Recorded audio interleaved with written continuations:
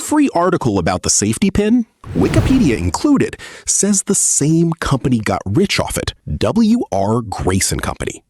The story goes that they bought the patent from a desperate inventor in 1849 for $400. Here's the problem. In 1849, W.R. Grace & Company didn't exist yet.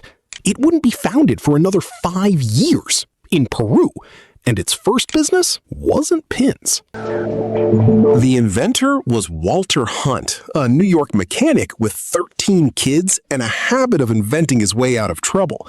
Pins that hold fabric together go back a lot further than 1849, by the way. Ancient Greeks and Romans used a hinged version called a fibula, and Herodotus once wrote about a group of Athenian women using theirs to stab a soldier to death, which is part of why Athens eventually banned the style. Hunt wasn't reinventing a clothing accessory. He was trying to fix something with an actual body count. In April 1849, a draftsman named J.R. Chapin was leaning on him for $15 he was owed. Hunt sat down with 8 inches of brass wire, and 3 hours later, he had a coiled spring and a metal clasp that finally covered the point.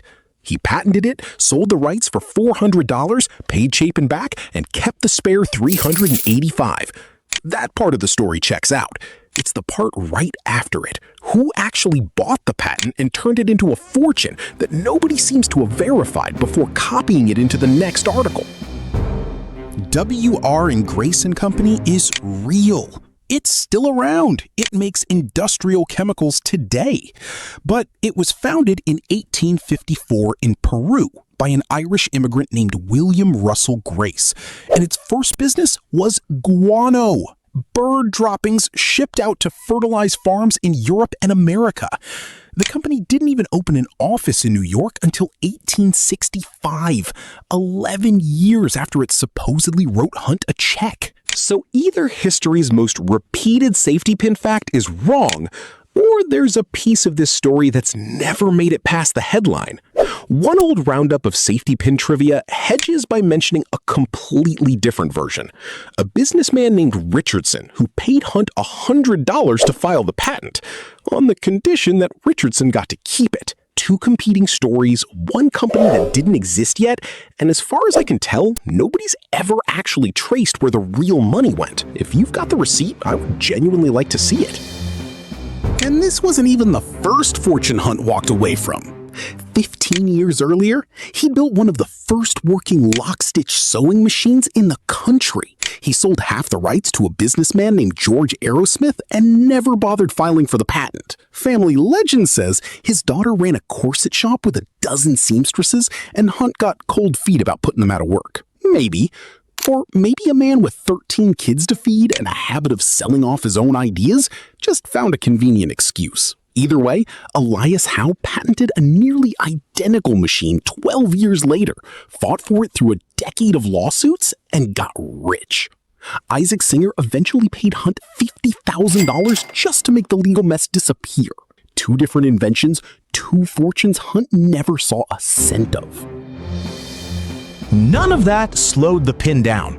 By the 1890s, brothers named Benjamin and Paul Bohin had built a machine in France that could turn these things out by the millions, and the French gave it a second name, a pingle à nourrice, the wet nurse pin, because it was the only thing standing between a fidgeting baby and an exhausted parent holding a sharp piece of metal. For about 100 years, that's all a safety pin was, a nursery tool. Boring, reliable, completely beneath notice, which is exactly why what happened to it in the 1970s is so strange.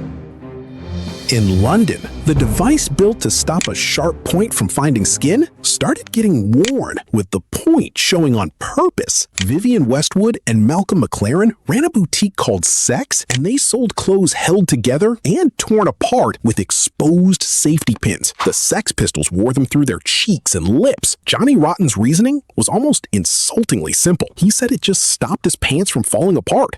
The gesture wasn't even original. Decades earlier, the designer Elsa Schiaparelli had put safety pins, padlocks, even insects onto haute couture gowns for the opposite reason, to turn ordinary hardware into luxury. Punk just ran the same object in reverse. By the 90s, luxury fashion stole the gesture right back.